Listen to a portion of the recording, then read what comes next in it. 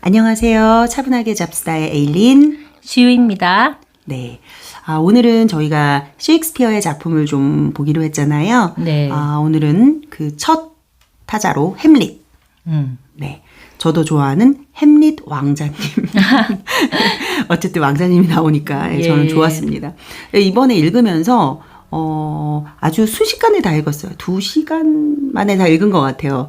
또 예전에 읽었을 때만큼 또 재밌더라고요. 역시 4대 비극 중 제일 재밌다. 희곡이다 보니까 책이 장수에 비해서 좀 빨리 넘어가더라고요. 그렇죠. 아주 술술 넘어가니까 굉장히 재밌게 읽었습니다. 일단 뭐 셰익스피어는 모르시는 분이 없을 것 같고 4대 비극 그리고 5대 희극이라고 하죠. 그래서 아마 거의 많은 분들이 읽어보셨을 것 같아요. 근데 저는 최근에 또 베니스의 상인을 읽었었거든요. 그래서 역시 참 재밌구나 이랬는데 이번에 햄릿 읽으면서도 어쩜 이렇게 글을 썼을까. 그러니까요. 어떻게 이렇게 재미있게 한 문장을 길게 썼을까? 수능 지문으로 나오면 끝장나겠다. 막 이런 생각도 했어요. 그러니까 햄릿이나 뭐 이런 셰익스피어 작품을 대학교 때 안 읽고 그 이후로 안 읽은 것 같은데 이번에 읽으면서 느꼈는데 셰익스피어가 시인이구나. 그렇죠. 예, 다시 한번 느꼈습니다. 네. 뭐 문장 영어로, 하나하나가 다 시인이에요? 그렇죠. 그 제가 이제 대학교 때 영어로 된 원문으로 이렇게 읽었을 때는 너무 고어가 많아서 정말 이러면서 짜증을 내면서 막 읽었었던 기억이 나요. 근데 이번에 새로 번역된 그런 번역판을 읽으니까 굉장히 더 재미있게 썼더라고요. 저는 제가 굉장히 기억에 남는 구절들이 있어요. 거기 조금 첫 번째 1막 2장에서 이런 부분이 너무 글을 잘 썼더라고요. 자기가 형을 죽인 거잖아요. 그런데 굉장히 아닌 척하면서 슬픈 척하면서 그래도 내가 왕이 됐으니 뭐 이 나라를 제대로 다스려야 되지 않겠는가? 막 이러면서 한쪽 눈에는 웃음을 다른 눈에는 눈물을 머금고 장례식은 기쁨으로 결혼식은 슬픔으로 기쁨과 슬픔을 꼭 같은 무게로 달면서 지난날의 형수를 덴마크의 왕비로 맞이한 것이오. 이 일에 있어서 슬기로운 진언을 아끼지 않은 그대들의 충심에 감사하며 또한 과인의 뜻에 따라준 것에 대해 감사하고 있소. 그런데 경들도 알고 있듯이 자만심에 빠진 젊은 포틴브라스가 과인을 과소평가하였는지 아니면 선왕께서 승하하신 일로 이 나라가 혼란에 휩싸였을 것이라고 생각하였는지 근래 들어 사신을 통해서 선왕에게 이른 아비의 영토를 반환하라고 불같이 성화를 부리고 있어. 그러나 뭐 쭉쭉쭉쭉 이렇게 나오잖아요. 그래서 저는 이 사람의 성격이 되게 이 부분에서 드러나게 그렇게 묘사가 좀 돼 있는 것 같아요. 얼마나 착한 척하면서 뒤로는 그리고 굉장히 현명한 척하면서 모략을 꾸미는 아주 별로인 남자. 드라마에서도 보면 진정한 아기는 굉장히 현명한 어진 모습의 탈을 쓰고 있잖아요. 그렇죠. 그게 최강의 빌런일 가능성이 많죠. 그런 오히려 그보다 하수인 악인들이 그 표정의 그 화남이나 여러 가지 성격이 다 드러나갖고 길길이 날뛰잖아요. 맞아요. 근데 뒤에서 조종하는 사람들이 보면 굉장히 어질고 또 합당한 일을 하는 것처럼 그렇죠. 하면서 자신의 이익과 여러 가지를 갈취하는 사람이죠. 맞아요. 그리고 저는 또 이걸 읽으면서 햄릿과 왕비와의 관계가 굉장히 재밌더라고요. 왕비는 늘 걱정을 해요. 자기 아들이니까 굉장히 걱정을 하고 진짜 진심으로 왜 그러는 거니 이렇게 물어보잖아요. 사춘기 아들인 것 마냥 중2병 걸린 아들인 것 마냥 뭐라고 말하면 툭 쳐내고 뭐라고 말하면 툭 쳐내고. 여기서 햄릿의 나이가 어떻게 됐을까요? 나이는 모르겠어요. 10대 아닐까요? 10대? 후반? 10대? 그러지 않았을까요? 자, 여기 부분이 있어요. 햄릿, 언제까지 그렇게 돌아가신 아버님만 생각하며 슬픔에 빠져 살 것이냐. 이제 그 어두운 상복을 벗고 좀 더 부드럽고 다정한 눈빛과 밝은 얼굴로 폐하를 대하여라. 막 이러면서 뭐 어쩌고저쩌고 이렇게 얘기하고. 네, 마마, 그것이 인간의 운명이라는 것을 잘 알고 있습니다. 알고 있다면서 어찌하여 네 얼굴은 아직도 그렇게 어두워 보이는 것이냐? 보이다니요, 왕비님? 보이는 것이 아니라 사실이 그러합니다. 보인다는 거짓된 몸짓을 저는 모릅니다, 어머님. 하면서 막 이거를 따져서 얘기한다면 보이다니요? 저 진짜 슬픈 거예요. 이렇게 얘기하잖아요. 이렇게 약간 툭탁툭탁 하는 부분이 좀 나와요, 몇 부분. 굉장히 재밌더라고요, 저는 이번에 읽으면서. 이 햄릿이란 청년이 굉장히 감출 생각도 없고 어머니한테 되게 솔직하게 그냥 그렇게 그냥 10대 후반에서 20대 초반의 그 어떤 젊은이의 혈기를 느낄 수 있는 그런 청년이었던 것 같네요. 네, 맞아요. 그리고 이제 오피리아의 오빠가 오피리아한테 이제 그런 얘기를 해주잖아요.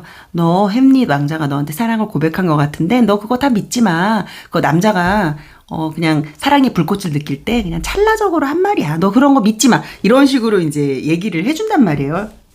레어티스가.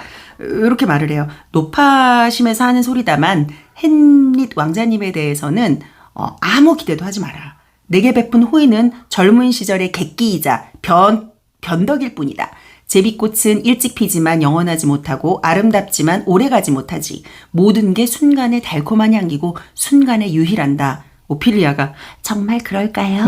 이렇게 물어보잖아요. 그랬더니 레어티스가 오피리아 사람이 성장할 때는 키와 근육만 자라는 것이 아니라 그 안에 마음과 정신도 함께 큰단다. 그러면서 이제 막 내 말을 잘 새겨 들어라. 그분의 신분을 생각한다면 네가 비록 그분에게 사랑 고백을 받았어도 이제 우리는 신분이 맞지 않으니 꿈도 꾸지 말아라. 이러면서 되게 현실적으로 얘기를 하는데 너무 아름답게 얘기를 해요. 맞아요. 너무 현실적이더라고요. 네. 저 같으면 자기 딸이나 동생이 왕자랑 사랑에 빠졌다면 어떻게든 그 묘책을 만들어갖고 좀 더 이렇게 더 가까이 가게 해줄 수도 있을 법한데 여기서 아버지와 오빠는 태도가 다르죠. 그렇게는 안 하잖아요.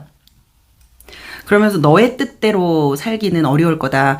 그분도 그분의 뜻대로 살 수 없기 때문에 왜냐하면 이 나라를 받을 거니까 그러니까 동생을 굉장히 사랑하는 거죠. 그러니까 나중에 사실 자기 아버지 그다음에 자기 동생 다 죽었으니까 이제 햄릿에게 복수를 하려고 생각을 하는 거죠.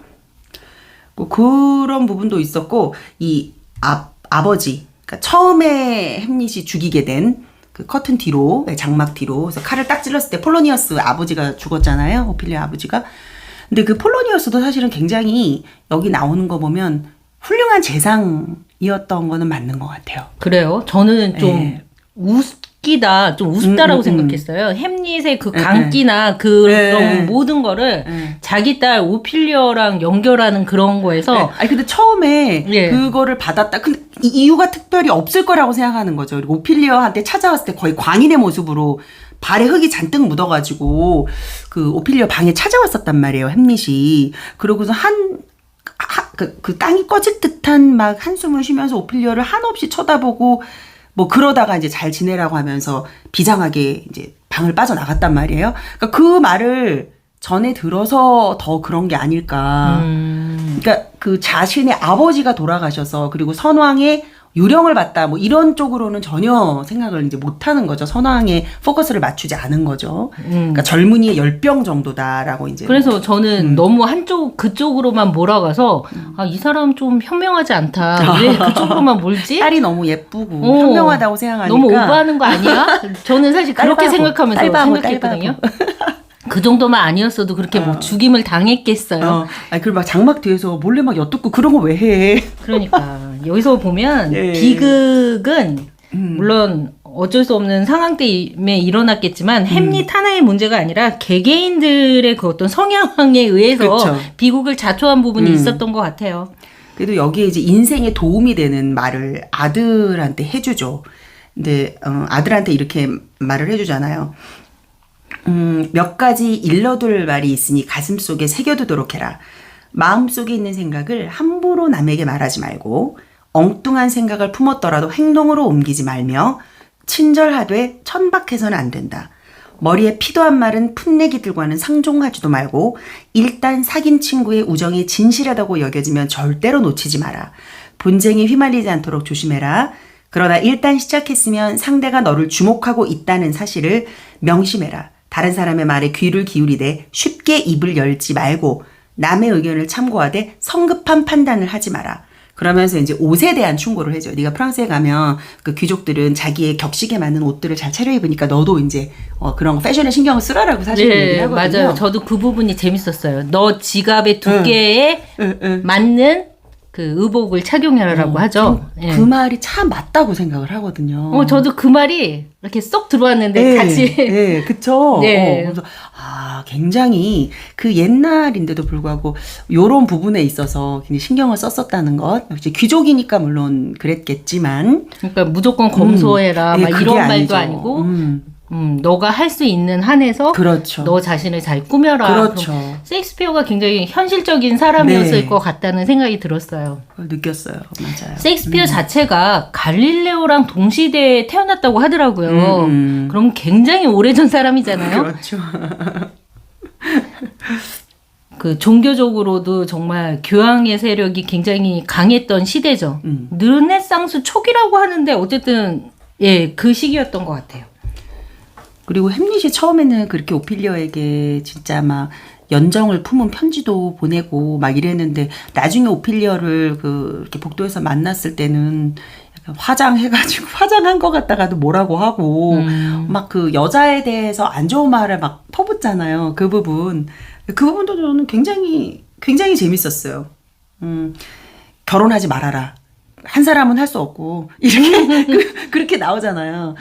너도 수녀원으로 가라. 뭐 오피리어한테 맞아요. 그러니까 저는 사실 이 부분이 굉장히 비극이라고 생각하는 게 그 복수의 마음이 너무 커져서 사랑도 잊어버리고 그러니까 그 예전의 사랑의 감정을 떠올릴 수가 없는 거예요. 오피리어를 보고도. 그렇죠. 네. 예. 그리고 어머니에 대한 존경심 그것도 사라져버리고 그 모든 것들을 송두리째 날린 거죠.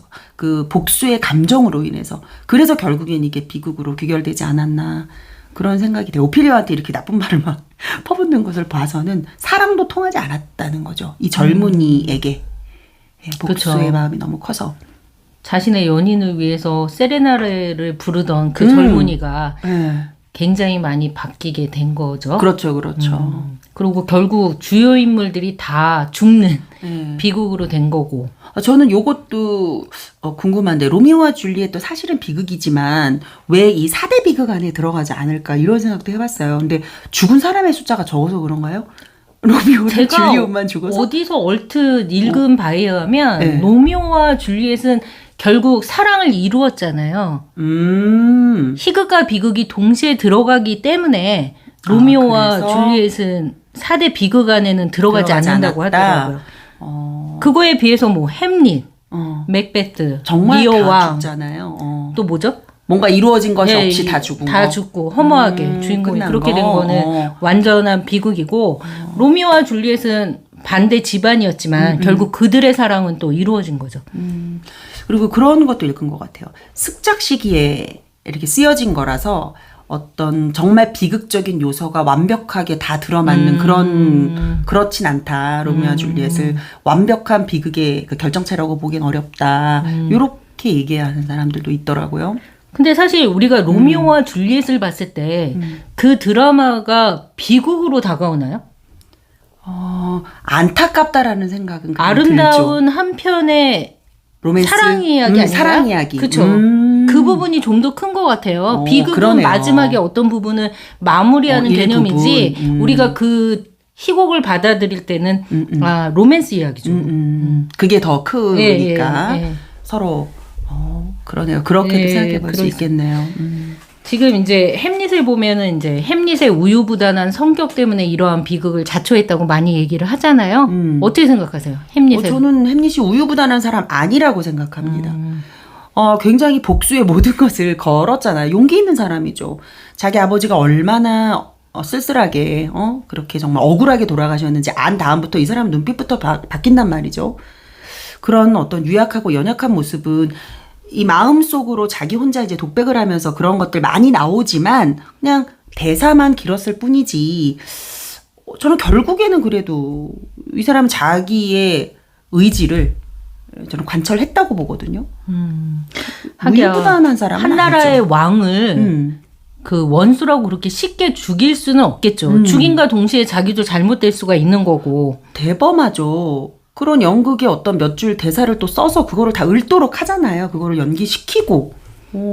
굉장히 용기 있는 사람이죠, 사실은. 자기도 쥐도새도 모르게 죽을 수 있는 거잖아요. 그렇다면 햄릿은 햄릿의 성격이 자초한 비극이 아니라 원래 벌어진 사건으로 인해서 비극이 될 수밖에 없는 그런 거였죠. 이제 햄릿이 혼자서 이제 고뇌했던 그 대사가 하나 있는데 진정으로 위대함은 큰 명분이 있고서야 행동하는 게 아니라 명예가 걸렸을 때 지푸라기 하나에도 큰 싸움을 찾아내는 것이다. 그럼 난 어떤가? 아버지는 살해되고 어머니는 더럽혀지고 내 이성과 내 혈기가 강력히 미는데도 모든 걸 잠재우는 한편 창피하게도 병사의 임박한 죽음을 보지 않는가. 뭐 이렇게 얘기를 하고 있어요. 그러니까 아주 조그만 것에 의해서도 명예를 위해서 던져져야 되는데 그러지 못하는 자신의 신세를 한탄하고 있는 게 아닌가 싶네요. 굉장히 매력적인, 굉장히 매력적인 인물이죠. 현대물에서 나오면 그 굉장히 까칠한 재벌 2세? 유약해 보이는 지식인? 굉장히 저희 이상형과도 네. 맞떨어집니다. 네. 저의 이상형입니다. 피아노 잘 치는 유약한 지식인. 네, 알겠습니다. 네, 그래서 이번에 굉장히 재미있게 읽었고요. 다음번에 우리가 뭘 하기로 했죠? 다음번에는 맥베스. 네, 맥베스. 네, 맥베스로 이어가도록 하겠습니다. 수고하셨습니다. 예, 수고하셨습니다.